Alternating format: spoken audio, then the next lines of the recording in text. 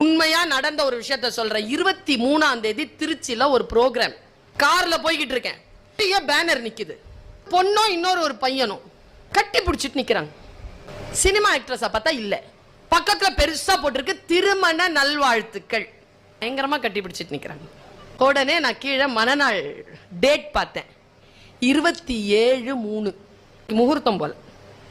நாம் பார்க்கறது 23.